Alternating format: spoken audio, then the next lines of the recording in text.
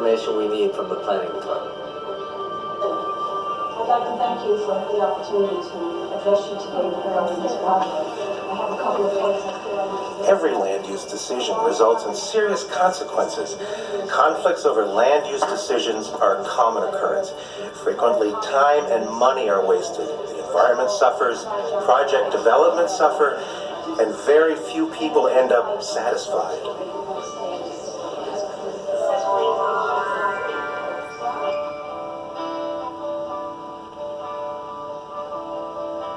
We need a tool that can help us all avoid much of this conflict.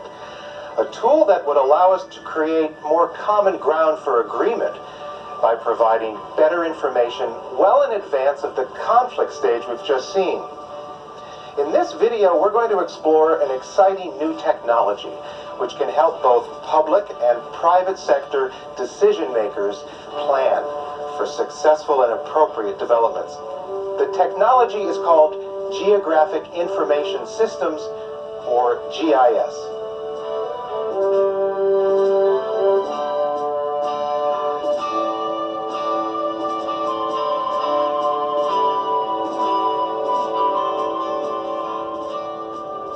GIS technology provides benefits in many decision-making realms. Government staff can accomplish proactive planning and facilities management. Elected officials can create more effective conflict resolution by providing a level playing field related to the assumptions of all interested parties. Developers can profit from less uncertainty associated with site-related information. Developers can also decrease expenses during the planning stages of a project. Scientists and engineers can benefit from better and more complete information from various fields of interest. Finally, the environmental and economic well-being of a region can benefit from more comprehensive analysis before development planning is undertaken and design is begun. Carol Whiteside, the Governor's Director of Intergovernmental Affairs, has long been involved in local decision-making matters. In the past, we have all tended to look just at our jurisdiction and make a decision one project at a time. But with tremendous growth coming to California, we now have to look at the bigger picture and understand the cumulative impact of a lot of small decisions. GIS allows us to look not only city by city, but to look at a whole county or a whole region and not only see visually the results of our decisions, but model alternative decisions so that we get better analysis and better planning. It's really all part of the growth management challenge before us in California, where we know we will have great increases in population, and we want to make sure that we deal with that population in a way that preserves our natural resources and provides for quality of life. When I was the mayor of Modesto, growth management was a big issue on our agenda, and we were trying always to deal with farmland conservation and rapid population growth. And I'm convinced that our decisions would have been easier, and it would have been much easier to find consensus in the community if we'd had this sort of GIS tool available to us then. Walt Bramer, a professor of landscape architecture at California Polytechnic State University in San Luis Obispo, teaches a class on GIS. He's been working with this system for many years. Hi Sharon, how's the project going? There seems to be a problem in this area. I think that the arcs aren't lining up. Right in this area here? Yeah.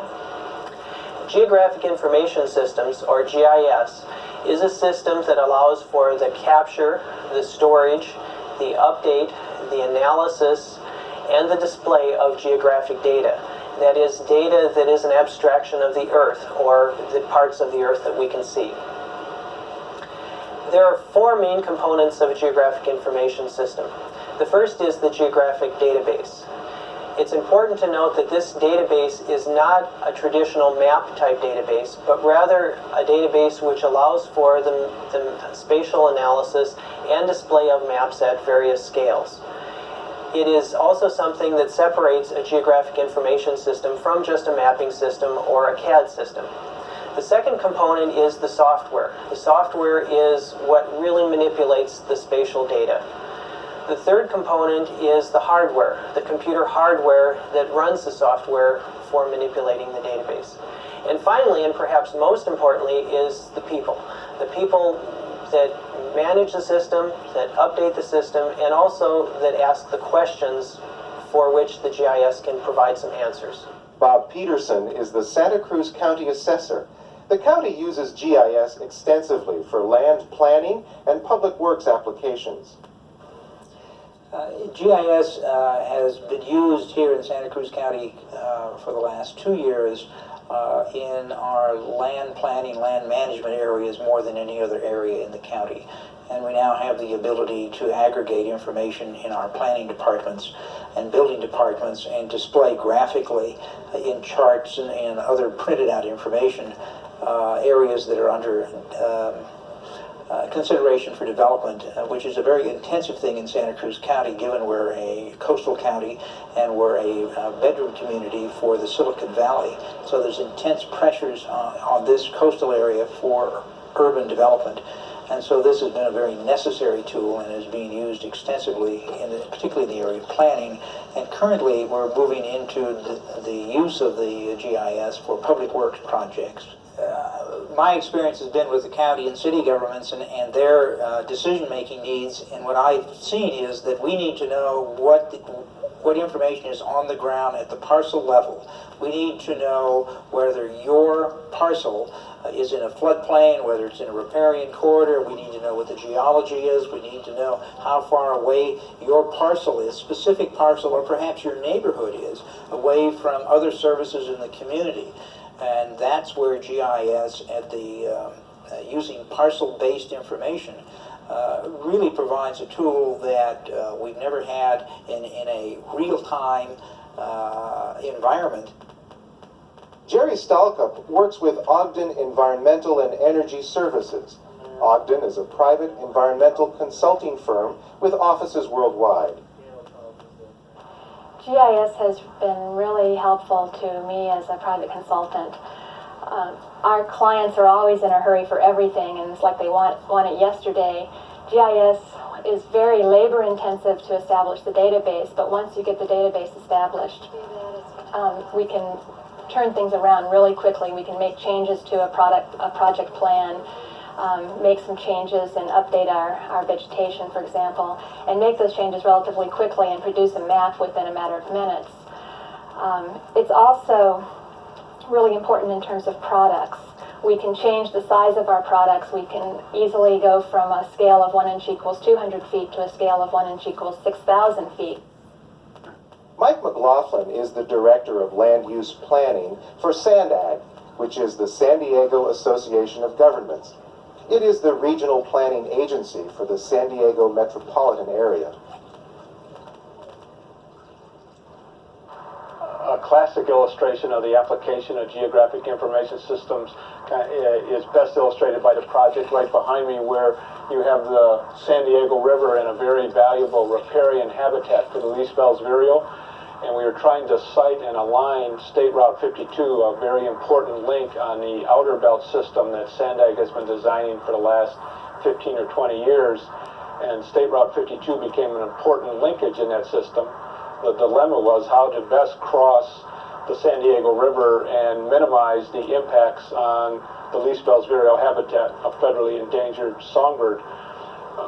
By use of the geographic information system through the vegetation and identification of nesting sites for the vireo, we are able to look at a number of alternative alignments, test that on the geographic information system for its impact on transportation volumes, engineering requirements and alignments, work with an advisory committee and actually bring consensus on an alignment that maximized the transportation benefits, minimized the environmental impacts, and literally resulted in a win-win solution to a very difficult problem. One important value of GIS is that it allows us to examine environmental and planning issues beyond political boundaries, such as city, county, and state lines. Wildlife habitat issues, non-point source pollution, traffic planning, land development planning, and health issues all can benefit from the application of GIS technology. Greg Greenwood is an ecologist from the Strategic Planning Program of the California Department of Forestry and Fire Protection. He has been using GIS on a regional basis for 3 years. GIS can support more intelligent planning by showing us more of what we have in terms of natural resources. It can show us the kinds of impacts that are likely to happen, and it also allows us to game out different futures for the area. Now, these two things are very important in that, particularly for issues like biodiversity, where we're looking at a wide variety of things. Biodiversity is not just a single entity, but it consists of genes, it consists of species, it consists of landscape. So there's a lot of depth in terms of the data we need to look at to deal with biodiversity. And we also need to look over a range of different times and scales, spatial scales. It's important to understand how things might happen, things might impact events or resources tomorrow, next week, next year, or 10 years in the future. We might also be interested in how something we do affects the resources in this watershed, in this county, or in this entire region of the state. Gary Karner has over 25 years of experience as a landscape architect working on site planning and design for private and public development projects. He has also been active as a real estate broker in investment properties. Where I see GIS really working in the private sector is that if the agencies that have jurisdiction over the project and the designer and the developer have a common GIS database to work with, the design by the designer can be more reactive to the environmental constraints and do it in a context that's ahead of the design process rather than after the design is completed. In evaluation of the design in a community context or in an agency context, the agency can use the same database to evaluate the impact of the project in a wider context, and this would save us time for the designer, time for the developer, time for the agency, and money in the processing time. Another important value of GIS is the opportunity it creates to share information. For example, a strategic alliance could provide a network of hardware, software, and data serving many interests. In San Diego, state and local agencies are working toward an integrated effort that saves both time and money. We frequently share data with other agencies and with other consulting firms on a particular project to make the costing more efficient for that particular client or that particular project. We've been doing that a lot in the regional planning, multiple species planning in San Diego County, whereby different firms have been putting together different pieces of the databases. It's basically been sharing of in-kind services, sharing data rather than having different firms pay in to have one firm or one group do all of the data analysis and all the data gathering. In this county, we developed a GIS not through a countywide consortium of other public agencies, but we ended up doing it because other agencies did not want to participate. Even though other agencies were perhaps initially aware of GIS technology, they were unable or unwilling to take the necessary risks, so they stood back and allowed the county departments to develop the base mapping. And since that time, we've had a great willingness of the incorporated cities as well as some of the other taxing jurisdictions to come forward and to integrate their mapping needs, which many of them have been doing independently at great cost to themselves. Hi Joyce, what are you working on here? I'm digitizing a zoning map for San Luis Obispo County. All right, I'll let you get back to the project. There are a number of ways to get information into a GIS system. One way is to use this gadget called a digitizing table to capture information available on existing hand-drawn maps. This allows you to trace lines, points, and areas which transfer real-world information from paper and Mylar copies into computer-readable information. The process of capturing hard copy information and converting it into computer-readable information is called digitizing.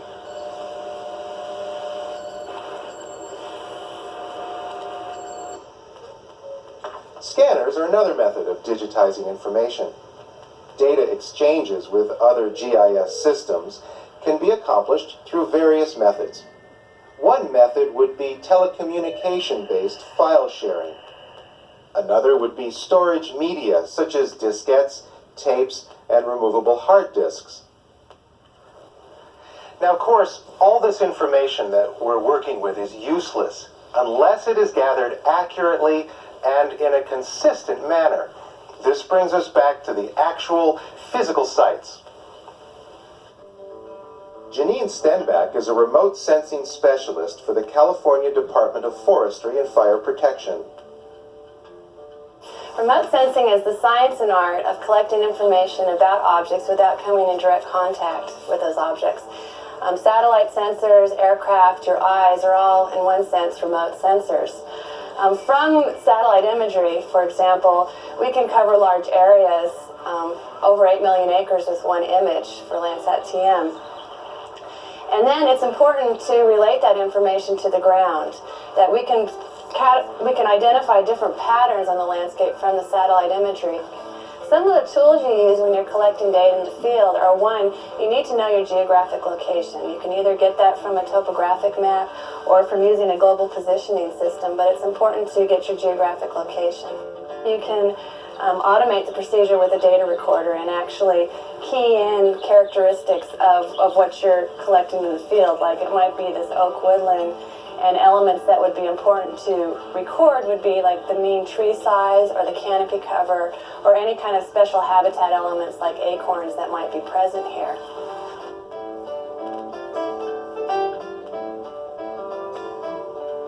Global positioning systems, when used with GIS technology, can provide data input and output accuracy down to the centimeter level. Local government can use these technologies for improved emergency responses, traffic studies, sewer, water, and other facilities management tasks. Well, what does a GIS database actually look like? What we're looking at here on the screen is an example. It is made up of three components. The first component is the features themselves, or are the features themselves, the map, if you will. In addition, on the screen, we see that there is some attribute information or description of what those features really are. The third component, which isn't readily seen, is time. We have to know when that information was actually brought into the computer. Can you explain the distinctions between GIS, mapping, and drawing programs? The major difference between GIS and mapping programs or CAD programs is the ability to analyze data spatially, looking at distances, looking at interrelationships between different spatial features. A CAD program or a mapping program can't do that. However, mapping programs and some CAD programs do give you the ability to query data or develop maps that can be output and displayed. GIS is far more than just a drafting or map-making system. It allows for quicker, better, and more cost-effective decision-making. However, it is only a tool for problem-solving, not a cure-all. GIS utilizes the combination of many traditional techniques to make decisions. These are based on more comprehensive spatial modeling and analysis techniques. The ability of GIS to represent and retain data provides greater access to both current and historical information for present and future use. This provides a new and more comprehensive viewpoint for all decision makers. In addition to being a tool for land use decision makers, GIS can also be used by local agencies in emergency response applications.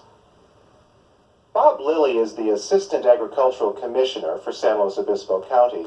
He uses GIS for day-to-day planning and analysis of the county's agricultural industry, as well as emergency response operations and key decisions by city and county officials.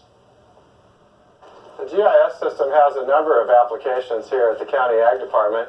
We use it for emergency response purposes, both for Diablo Canyon and toxic pesticide spills. In addition to that, it's become a very important tool for mapping the pesticide use in the county. Pesticides, of course, are used in agricultural practices, and now we're getting the ability to map where the pesticides are actually being used in the county. And our first project was to show around endangered species habitats, pesticides that were used there. And we need to do this in order to help mitigate any potential negative impacts to the endangered species. So the tool became very important in helping us to map and identify where the pesticides are being used. GIS is also used by the federal government, which frequently works with state and local agencies in various situations. Peter Stein is a conservation biologist with the United States Fish and Wildlife Service. He specializes in geographical analysis. When we develop a regional GIS database, then we have the options of looking at that database with any boundaries we choose. There may be instances where we're interested in what's happening solely within the boundaries of a city or county, or we may be interested in looking at what's happening range-wide with a species. And it's important we have that option because when we're trying to provide conservation strategies for a plant community or a given species, we need to see what's happening throughout the range of that species, and we can't constrain our analysis to what's happening within a given jurisdiction. One example is a project targeted at planning for biodiversity. It is the Gap Analysis Project at the University of California in Santa Barbara. Frank Davis is the principal investigator for the Gap Analysis program. The gap analysis is a conservation assessment program. Essentially what we're trying to do is ask the question, where are species and plant communities, vertebrate species and plant communities in the country? How is their distribution related to land ownership and land management? The reason we're asking that question is to find which of those elements of biodiversity are well protected by the existing reserve system and which of them are, at the moment, not well enough protected or are gaps in the reserve system. The reason we're doing this is essentially to try to be more proactive in a conservation strategy that doesn't wait until species become endangered before we take action to conserve them. It's actually a nationwide program. It's being coordinated by the U.S. Fish and Wildlife Service, but it actually involves partnerships with state, private, federal agencies, the whole group of resource agencies that are responsible for managing biodiversity. One source of existing geographic information data in California is the state's Teal Data Center. Randy Morey is the center's GIS manager. Teal maintains a digital data library of ArcInfo coverages for the entire state of California. They are base cartographic data layers common to USGS maps that we traditionally use. Things like hydrography or the water network, roads, the airports, rail lines, public land survey. In addition, we have things like an ownership layer, which shows public land ownership in the state. We have administrative boundary layers like air pollution control districts, county boundaries, regional water quality control board boundaries, and those types of things, and all the congressional assembly, senate districts. And we have the demographic data for the state. The census data is all here. The coverages of the tracts and the blocks are here, and all the attribute information associated with that data is attached. Teal also is building many databases which could be useful. We have an elevation database for the entire state, which gives elevation information. We're building a healthcare facility database, which identifies long-term healthcare facilities, hospitals, and those sorts of things. And Teal has a reasonable subscription to those data layers. We charge $1,000 per year subscription for the counties to subscribe to an individual county layer, set of layers for their entire county, and it encompasses right now about 25 digital data layers. State government has recognized how powerful GIS can be in solving environmental problems and dealing with growth management throughout the state. Because of that recognition, it started a major new initiative called CERES, the California Environmental Resource Evaluation System. And CERES is a way whereby we can make data that has been collected by a wide variety of different agencies available to local decision makers and resource managers. We'll make that data available over a chain of high-speed networks to planning commissions, to supervisor offices, to libraries, to any number of institutions in local areas. In short, CERES is really the state government's effort to make the wide array of GIS data and tools at its disposal available to local government. Mr. Chairman, as you can see from our display, we've done a complete GIS analysis working together with your staff and the environmentalists. We've identified the key species that live in the area and specifically protected them. We've also avoided filling in the wetlands, and we've also reduced our project site to better fit the terrain and topography of the area. If you have any further questions, I'd be glad to answer. Do you have any questions? Mr. Chairman, I think that this is a project that I can live with. This makes it much more understandable, but I still have a few reservations. As you can see behind me, the arguments on both sides are still present, but a new tool is being used to analyze the situation. GIS can be an effective tool to shed more light on complicated issues through the availability of easy-to-read graphics that express multiple layers of pertinent information. We all can improve how we see and plan within our world.